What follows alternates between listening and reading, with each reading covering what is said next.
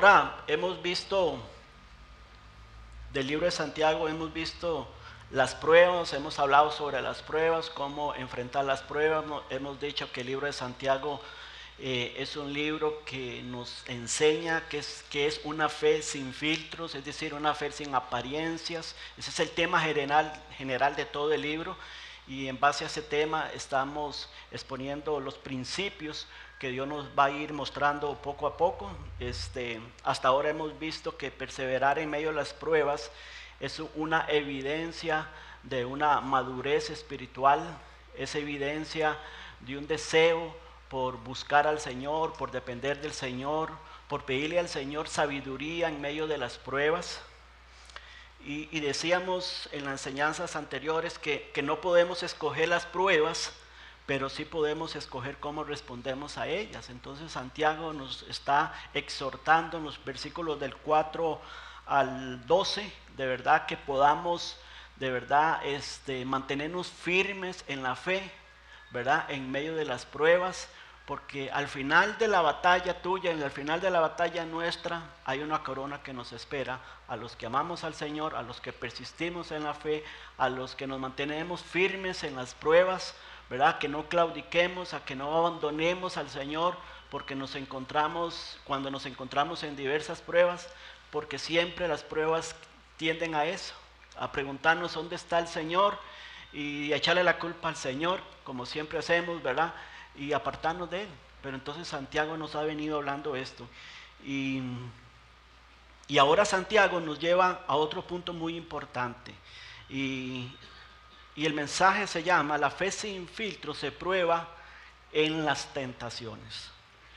Vamos a ir a Santiago 1, versículo 13 al 18. Como decía, esto es una enseñanza bastante desafiante para nosotros. Dice así Santiago 1:13: cuando alguno es tentado, entonces Santiago dice, no diga que es tentado de parte de Dios, porque Dios no puede ser tentado por el mal, ni él tienta a nadie, sino que cada uno es tentado cuando de su propia concupiscencia es atraído y seducido. Entonces, cuando somos atraídos y seducidos, dice Santiago, entonces la concupiscencia, después de que ha concebido, da a luz el pecado, y el pecado, siendo consumado, da a luz la muerte. Recordemos que Santiago le está hablando a creyentes, no a hombres impíos, a nosotros. Y entonces el versículo 16 dice: amados hermanos míos, no erréis, o sea, no se equivoquen. Toda buena dádiva y todo don perfecto desciende de lo alto, del Padre de las luces, en el cual no hay mudanza ni sombra de variación. Él, de su voluntad, nos hizo nacer por la palabra de verdad, para que seamos sus primicias. Jim Baker fue un predicador muy influyente en los años 90, en la década de los 90. Era un televangelista muy famoso, predicaba a multitudes, impactaba a las personas, pero detrás del escenario había otra historia. Habían decisiones ocultas, pequeñas concesiones, deseos que no fueron tratados. Y cuando se le descubrió, él dijo las siguientes palabras. Él dijo: la presión, las circunstancias, buscó culpables afuera. Pero la verdad, hermanos, es que nadie cae de un día para otro. La caída se gesta siempre en el corazón mucho antes de una caída. Buscar culpables es muy sencillo. Buscar las circunstancias o echarle las culpas a las circunstancias es muy fácil. O echarle la culpa a la presión. Pero como decía, nadie cae de un día para otro. La caída siempre se gesta ahí en el corazón mucho antes. Y eso es exactamente lo que Santiago nos va a enseñar esta mañana. El problema no es solo lo que nos rodea. El problema no es solo las circunstancias. El problema no es solo las circunstancias y los problemas de la vida. Es lo que permitimos de nosotros, o es lo que permitimos nosotros. Es la decisión que usted y yo tomamos. Ese es el gran problema. Y yo creo que Santiago tiene 3 cosas que decirnos esta mañana a través de este pasaje. Y la primera cosa que Santiago nos va a enseñar esta mañana es que la tentación es un asunto del corazón. Dice Santiago, cuando alguno es tentado, no diga que es tentado de parte de Dios, porque Dios no puede ser tentado por el mal, ni Él tienta a nadie, sino que cada uno es tentado cuando de su propia concupiscencia es atraído y seducido. Cada día que usted y yo nos levantamos, vamos a ser tentados. Vamos a ser tentados en la integridad, que buscará dañar nuestro deseo de buscar la santidad del Señor. Y el verdadero campo de batalla de las tentaciones está aquí en el corazón. Y Santiago nos dice, cuando alguno es tentado, no diga, ve lo que dice Santiago, no diga que es de parte de Dios. Lo que Santiago está escribiendo o lo que está diciéndonos es que uno pensaría que a veces la tentación es culpa de Dios. Cuando alguno es tentado, no diga que es de parte de Dios. Y como decía, Santiago no le está escribiendo a la gente de la calle. Santiago le está escribiendo a usted esta mañana, a mí, a creyentes. Y uno pensaría, bueno, hermano, pero yo creo que ningún cristiano culparía a Dios de las tentaciones. Yo le pregunto a usted y usted me dice, no, Dios no tiene culpa en las tentaciones. Uno preguntaría eso, uno pensaría eso. Tal vez no lo decimos abiertamente o con esas palabras o con esa afirmación. Pero sabes, lo insinuamos muchas veces cuando pensamos, si Dios me hubiera dado un mejor trabajo, yo no sería tan avaro. Soy avaro, pero es porque Dios no me dio un buen trabajo. Si Dios hubiera intervenido antes, yo no estaría cargado de tanta amargura hacia aquella persona. Si Dios hubiera intervenido antes. Si Dios me hubiera dado más oportunidades, yo sería otra persona hoy. Lo insinuamos. Y sin darnos cuenta, ponemos a Dios en el banquillo de los acusados. Yo quiero decirte que así somos los cristianos muchas veces. Y entonces empezamos a creer una mentira peligrosa, que es que alguien más tiene la culpa. Alguien tiene la culpa por mi situación, por mi circunstancia, por mi derrota. Alguien tiene la culpa. Y entonces Santiago dice, cuando alguno es tentado, no diga que es tentado de parte de Dios. Lo que Santiago está diciéndonos esta mañana es, dejen de decir, dejen de pensar que Dios los tienta. Dios no tiene nada que ver con eso. Y Santiago escribe esto porque en la mentalidad judía, la mentalidad judía decía que todo venía de Dios, lo bueno y lo malo. Eso decía la mentalidad judía, pensaban así. Y esto lo usaban como excusa para echarle la culpa a Dios, a las circunstancias, a la gente. Y es exactamente, hermanos, lo que hizo Adán y Eva. Dios le pregunta a Adán, Adán, ¿qué hiciste? Y Adán responde, la mujer que me diste. ¿Sabe lo que está diciendo Santiago? Dios, el problema no soy yo. El problema eres tú. Ni siquiera la mujer. El problema eres tú, Señor, que me dio a esta mujer, a Eva. Y Eva no se queda atrás. La serpiente me engañó, respondió Eva. O sea, Dios, tú creaste a la serpiente. ¿Yo qué culpa tengo? Así somos los seres humanos. Así actuamos. ¿Te das cuenta? Entonces, que desde el principio, Adán y Eva apuntaron el dedo ¿a quién? A Dios. Diciéndole, Dios, tú eres el responsable. Por eso es que entonces Santiago dice, mire, tengan cuidado. Cuando son tentados, no digan que es de parte de Dios. No señalen a Dios, no responsabilicen a Dios.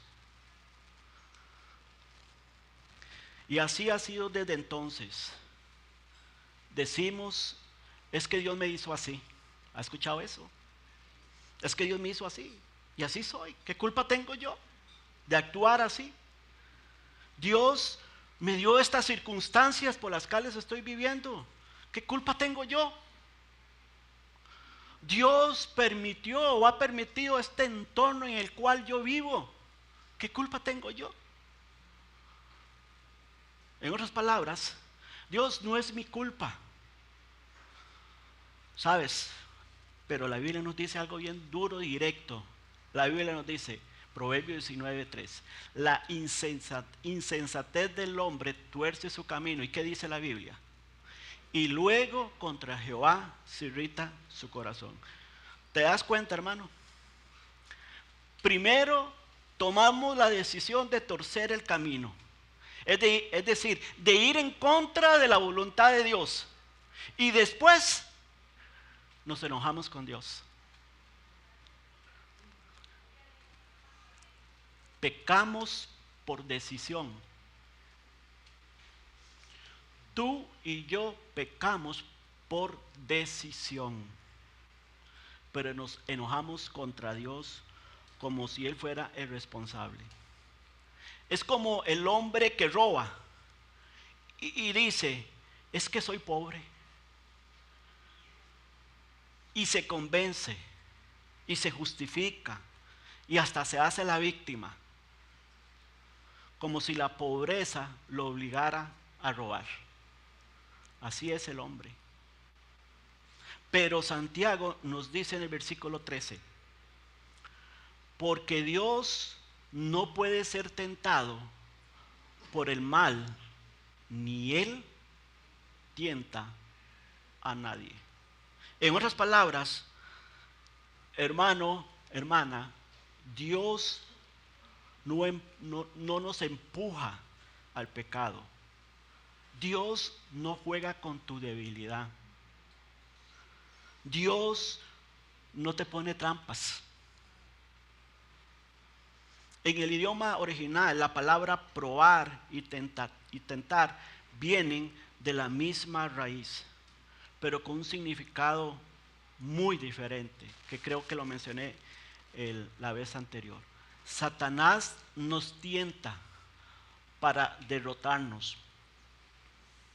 Eso es lo que hace Satanás. Satanás nos tienta para derrotarnos. Dios nos prueba para desarrollarnos. Es muy diferente. Y ese fue el tema, que Dios nos prueba para desarrollarnos en la serie que vimos anteriormente. Satanás quiere sacarnos de la voluntad de Dios. Eso es lo que quiere Satanás hacer con usted y conmigo, sacarnos de la voluntad de Dios. Dios quiere afirmarnos en ella. Ese es el deseo de Dios. Entonces Santiago nos va a explicar en el siguiente versículo, el proceso de la tentación. Y él usa una imagen, la imagen de la pesca. Y entonces él va a enseñarnos 3 procesos de lo que es la tentación. Primero está el deseo. Versículo 14 dice, sino que cada uno es tentado cuando de su propia concupiscencia, dice, es atraído y seducido. Estas dos palabras, atraído y seducido, es la imagen de la pesca. Cada uno es tentado. Es decir, tu lucha no es igual a la del otro hermano. Y la palabra concupiscencia significa o es un deseo fuerte hacia algo o hacia un acto prohibido y que va en contra de la voluntad de Dios. Eso es lo que significa la palabra concupiscencia. Y dice cuando de su propia concupiscencia. Es cuando usted tiene ese deseo fuerte hacia un acto prohibido que sabe que va en contra de la voluntad de Dios. Entonces, como decía, Santiago utiliza la imagen de la pesca para explicarnos a nosotros cómo funciona. Atraído, usa la palabra atraído. Atraído en el griego significa arrastrado hacia afuera.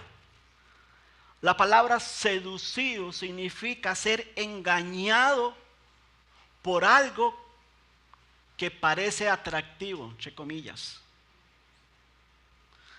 Entonces, pensando en esta imagen de la pesca, el pez ve la carnada que lo seduce. Y lo segundo es que después que es seducido, es atraído, la muerde. ¿Y qué pasa cuando la muerde? Queda enganchado en el anzuelo. Porque la carnada siempre tapa el anzuelo. La carnada es aquello que nos engaña.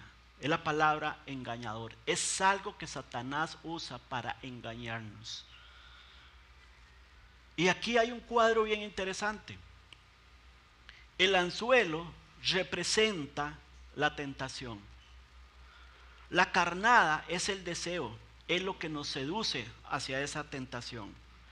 Aquí el pez representa a la persona, a usted, a mí. El pescador representa al enemigo, a Satanás. Dice Mateo 4:3, dice, hablando del Señor, cuando el Señor fue llevado al desierto, dice, y vino el tentador y le dijo, si eres hijo de Dios, di que estas piedras se conviertan en pan. Satanás es el tentador. Y él usa la carnada para seducir. Y escuche bien esto. Pero no obliga a morderla.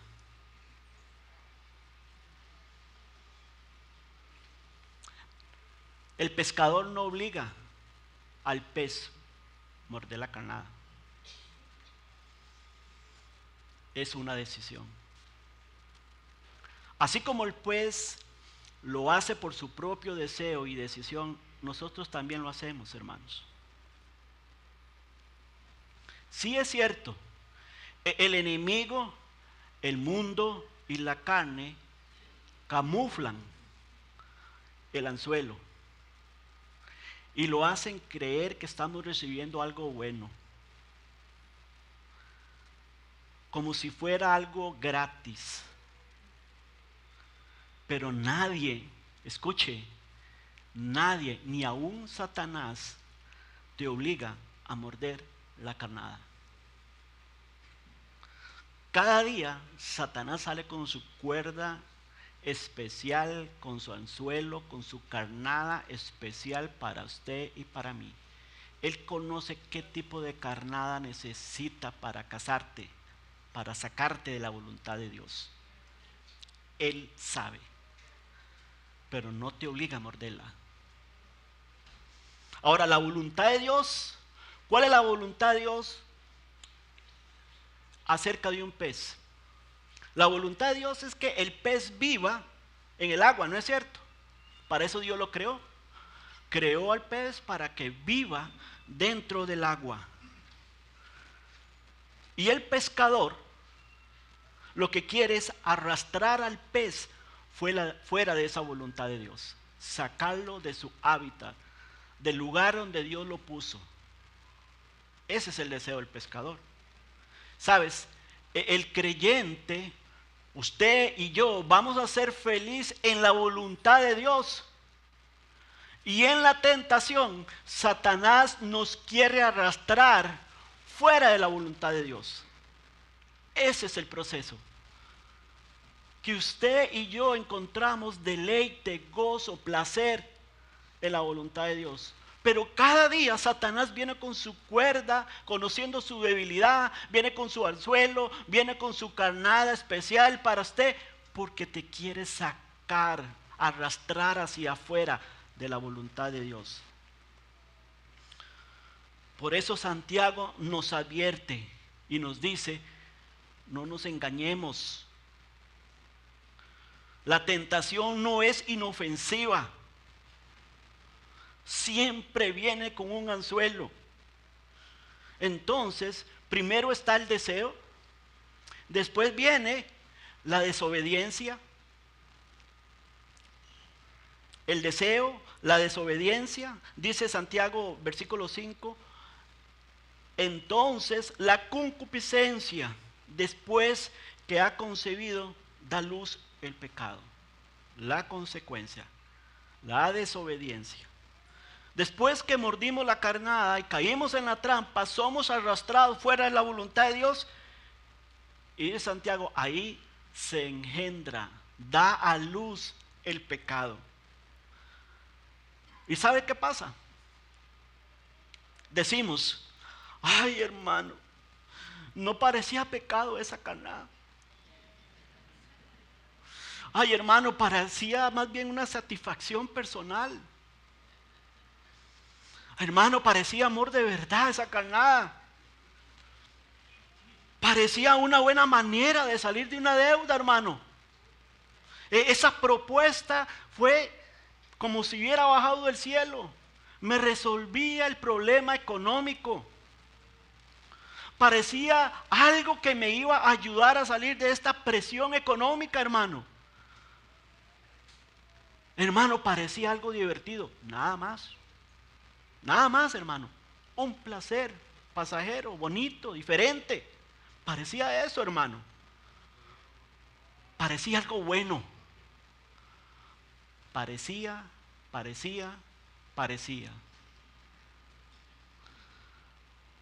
Porque del deseo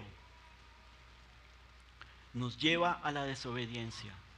Y de la desobediencia nos lleva a la consecuencia.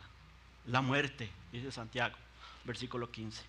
Y el pecado siendo consumado, viene la consecuencia, da luz, la muerte. Cuando mordemos esa carnada y nos hallamos con el anzuelo aquí metido y arrastrado de la voluntad de Dios, ¿sabes? La fantasía desapareció. Aquello que usted dio por bueno desapareció. Y aparece la consecuencia, el pecado. Ahora, presta atención, Santiago no está hablando de perder tu salvación. En el creyente no se trata de perder la salvación. Está hablando de una vida que te va consumiendo, hermano. De una vida que se va desgastando, producto del pecado no confesado. Repito nuevamente, del pecado no confesado. ¿Sabes? Podemos caer en la tentación, podemos morder esa carnada engañosa, pero Dios nos ha dejado la confesión de pecado para librarnos y salirnos y no ser consumidos completamente. ¿No es cierto? Que si confesamos nuestros pecados, Él es fiel y justo para perdonarnos y limpiarnos de toda nuestra maldad. Así que el tema de la tentación, no estoy diciendo que nunca vamos a caer. No.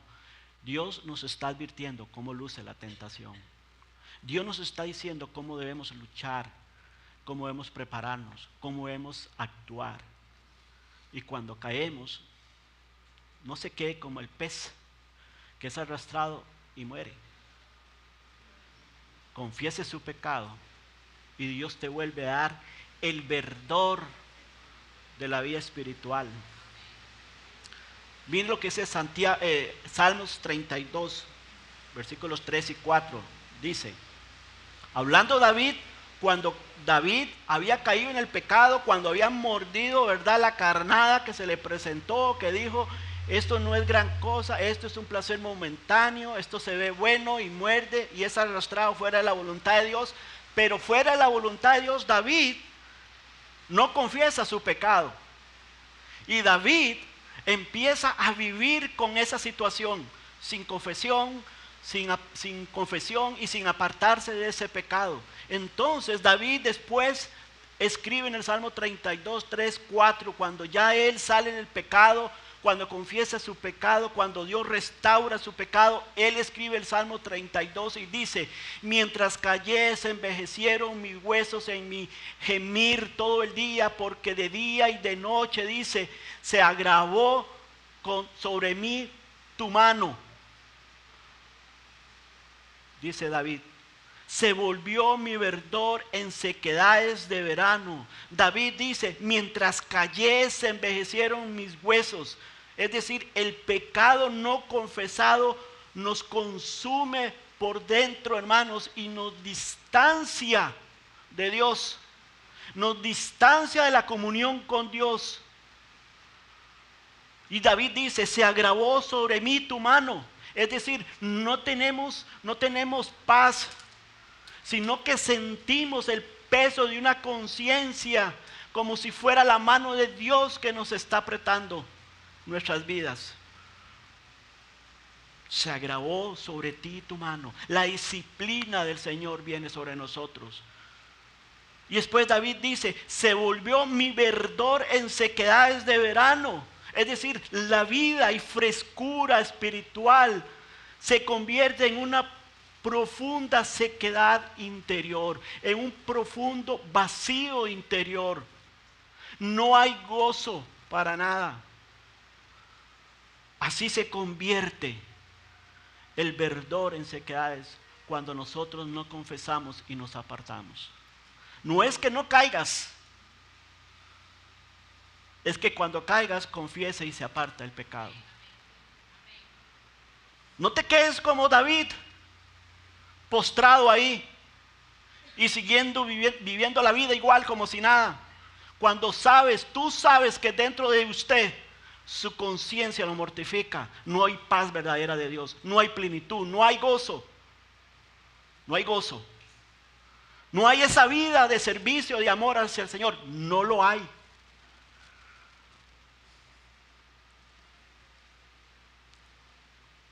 El pecado da placer momentáneo, pero termina consumiéndote, dañando tus decisiones y destruyendo tu vida y la de otros.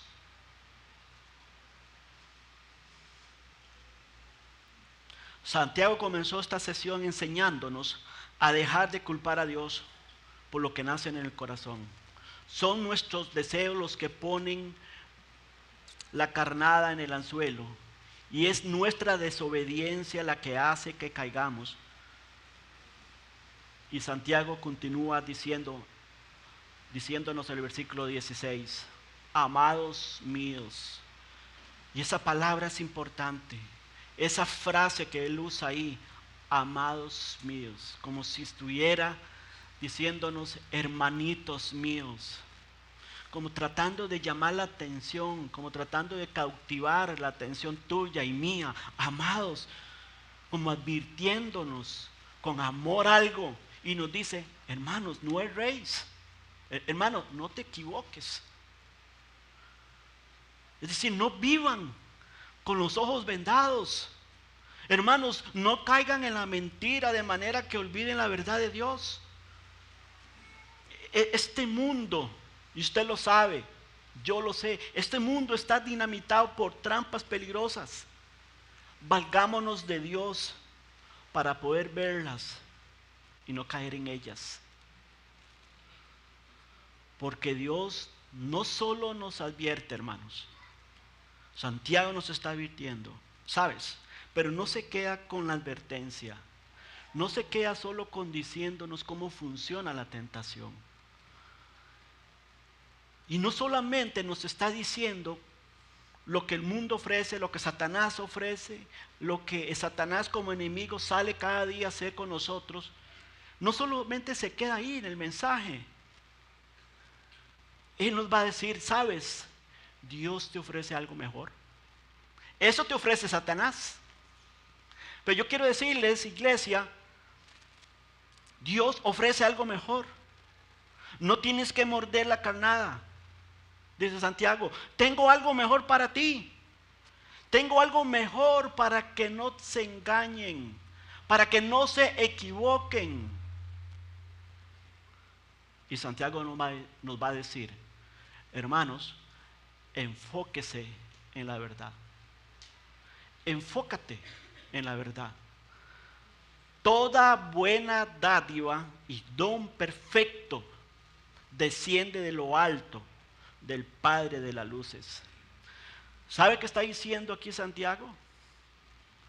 Santiago está diciéndonos, deja de esperar algo bueno de lo que nunca viene de Dios. El mundo promete, pero no cumple. La carne ofrece, pero destruye. Satanás seduce, pero engaña. Nunca es una buena dádiva. Nunca es un don perfecto lo que Satanás nos ofrece, lo que el mundo nos ofrece, lo que nuestra propia carne nos ofrece. Nunca es una buena dádiva que desciende de nuestro Padre. Nunca es un don perfecto. Puede parecer bueno, puede parecer atractivo, puede darte placer por un momento, puede sentirse correcto por un momento, pero nunca viene de Dios. Entonces decide, si no viene de Dios, no lo quiero. Tú decides. Siempre es una decisión. Es una decisión no caer en la tentación. Es una decisión también creerle a Dios también. Así que hermanos, cuando estemos en medio de la tentación, recordemos que Dios ya prometió darte lo que verdaderamente es bueno. Tiene la Biblia y ahí puedes ver todo lo bueno que Dios tiene para usted. Y si viene de Dios, si algo viene de Dios, no tiene trampa. Si algo bueno viene de Dios, no tiene culpa, no tiene destrucción, no viene con la muerte, viene con vida, con plenitud de vida. La siguiente frase en el versículo 17, Santiago nos da también una ilustración. Y es interesante, usted puede ver el libro de Santiago. Santiago usa ilustraciones. Fue un buen observador de Jesús. Porque Jesús siempre enseñó con principios de vida, siempre enseñó con la naturaleza. Y dice en el versículo 17, en el cual hablando del Señor, no hay mudanza ni sombra de variación. Mira el cielo. Todos los días miramos el cielo. Todos los días vemos que el sol se oculta, ¿cierto? La luna cambia. A veces está llena, a veces está menguante, a veces está cuarto menguante y no sé qué cuántas fases más. A veces no está, no se ve. Las estrellas desaparecen al salir el sol. Y Santiago dice, mire el cielo. En Dios no hay mudanza. En Dios no hay sombra de variación. Dios no cambia. Dios no se apaga. Él es siempre luz, Él permanece. Dios no es como la luna, que tiene su lado oscuro. Dios es luz todo el tiempo. Él no cambia. Eso es lo que dice Santiago. La palabra sombra que Santiago usa es la palabra eclipse, como sucede a veces cuando la luna oculta el sol y se eclipsa. Y Santiago está diciéndonos, ¿sabe? Dios no puede ser eclipsado. A veces los problemas no nos dejan ver a Dios. Los problemas nos eclipsan. Y entonces uno dice, pero es que Dios no ve mi problema. ¿Qué hago? Los problemas pueden nublarnos, pero Dios no desaparece. Dios está ahí. Dios no cambia. Tu situación cambia, pero Dios no cambia. No deja de ser bueno cuando estás enfermo. Dios no deja de ser bueno cuando recibes malas noticias. Dios no deja de ser bueno cuando pierdes el trabajo. Dios no deja de ser bueno cuando no encuentras trabajo. Dios siempre es bueno en todo tiempo. Todo tiempo Dios es bueno. Dios sigue siendo bueno. No podemos medir la bondad de Dios por lo que vivimos en esta vida. No podemos medir la bondad de Dios. Tú no puedes medir la bondad de Dios por el problema que estás viviendo esta mañana. No puedes medirla. Porque cuando lo mides, usted mismo se eclipsa. No puedes ver a Dios. Y por último, algo más profundo que también Santiago quiere mostrarnos esta mañana es: deleítate en la gracia que Dios te dio vida. En la gracia que Dios te dio vida. Deleítate en la gracia que te dio vida. Versículo 18 dice, Él, escucha bien lo que es el versículo, después de lo que nos ha hablado, y ahora Dios quiere darnos esas últimas palabras de ánimo, de motivación, pero también de, diría yo, ubicatez como creyentes, como hijos de Dios. Dice Santiago, Él, de su voluntad, de su gracia, de su propia gracia, Él de su voluntad, no porque usted era bueno, no porque lo merecía, Él de su voluntad nos hizo nacer por la palabra de verdad. Y vea lo que dice Santiago, para que seamos primicias de sus criaturas. La tentación promete placer, pero la gracia de Dios es el verdadero deleite tuyo. Santiago se está refiriendo aquí a nuestro nacimiento espiritual, que vino a través del Evangelio de Jesucristo. Y él utiliza aquí la palabra primicias. Nosotros somos las primicias de Dios. En el Antiguo Testamento, la ley establecía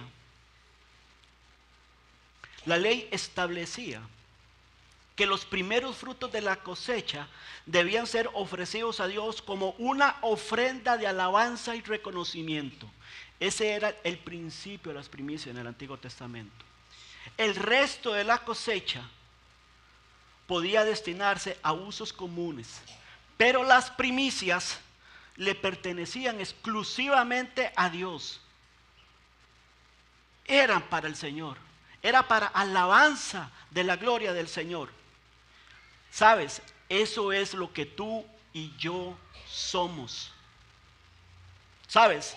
Dios nos hizo nacer por medio de la palabra de verdad, con un propósito: que seamos las primicias de su obra redentora, apartadas de este mundo y consagradas para Él. No somos comunes. En otras palabras, no eres cualquier cosa. Le perteneces a Dios. Le pertenecemos a Dios. Dios nos rescató y nos salvó para que fuéramos primicias de Él, para que fuéramos apartados para Él, consagrados a Él. Entonces dejemos de vivir como si no lo supiéramos.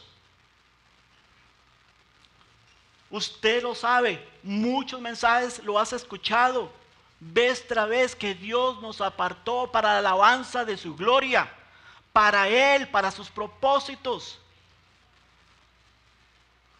Entonces deja de ir detrás de la carnada. Usted le pertenece a Cristo y Él ofrece misericordia, bondad y vida. Disfrute la vida en la voluntad de Dios. Eso es lo que Santiago nos está diciendo. Disfrute la vida que Dios te da en esta tierra, en la voluntad que Él tiene para su vida, en los propósitos que Él tiene para su vida. Entonces la pregunta no es si vas a ser tentado, porque vamos a ser tentados. Es qué vas a hacer cuando llegue la tentación. ¿Qué vas a hacer? Pero ahora ya lo sabes. No viene de Dios. Es una trampa. Es una carnada.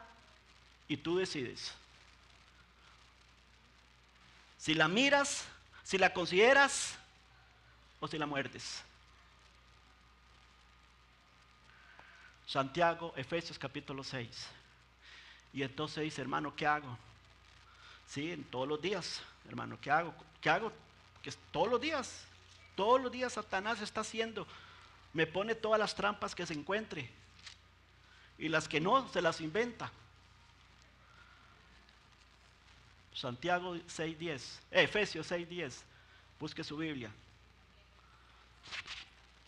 Por lo demás, hermanos míos, fortaleceos en el Señor y en el poder de su fuerza. Y aquí está cómo tiene usted que salir cada día a su trabajo.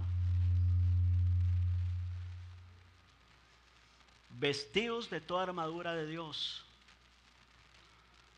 para que podáis estar firmes contra las acechanzas del diablo. El diablo nos acecha. Acuérdese este principio. El diablo nos acecha, pero no nos obliga. Hermano, es que el Satanás tuvo la culpa. No. Dígame en qué pasaje de la Escritura dice que Satanás toma la decisión por usted. Porque no tenemos lucha contra sangre y carne, sino contra principados, contra potestades, contra los gobernadores de las tinieblas de este siglo, contra huestes espirituales de maldad en las regiones celestes. Por tanto, como tenemos una lucha, como todos los días Satanás sale a pescarnos, buscando de qué manera nos tienta, por tanto, tomad la armadura de Dios para que podáis resistir, para que puedan visualizar, para que puedan considerar, para que puedan tener sabiduría, discernimiento, para que podáis resistir en el día malo y habiendo acabado todo, estar firmes. Estás pues firmes, ceñidos vuestros lomos con la verdad y vestidos con la coraza de justicia y calzados los pies con el apresto del evangelio de la paz. Sobre todo tomad el escudo de la fe con que podáis apagar los dardos de fuego del maligno. Y tomad el escudo, tomad el yelmo de la salvación y la espada del Espíritu, que es la palabra de Dios, orando en todo tiempo con toda oración y súplica en el Espíritu. ¿Nos dejó desprotegidos Dios? ¿Nos dejó sin herramientas? Es tu decisión. O le crees al diablo o le crees a Dios. Es tu decisión, hermanos. Esa es la vida. Así es la vida cristiana. No son las emociones, no es algo emocional, es de decisiones. Es de decisiones. Yo recuerdo un mensaje de Charles Stanley y él decía esto. Él decía acerca de este pasaje de Efesios: cada día antes de salir a su trabajo, ore con fe este pasaje. Señor, por fe me he visto de tu armadura. Él decía eso, pero órelo cada día, porque usted cada día necesita la armadura de Dios para poder enfrentar al enemigo. Dios no te trajo hoy aquí para que abra los ojos. Dios te trajo aquí, para que abra los ojos. No te trajo aquí para que le eche la culpa a otros o para que le eche la culpa a las circunstancias. Te trajo aquí para que asumas o asumamos la responsabilidad. Para que recordemos quiénes somos. Somos primicia. de Dios. En otras palabras, le pertenecemos a Dios. Entonces, viva o vivamos como tal. El pecado promete, pero te quita todo, hermano. Dios promete y te da una vida eterna con Él. Así que cuando salgas de aquí, sal firme y decidido, porque Cristo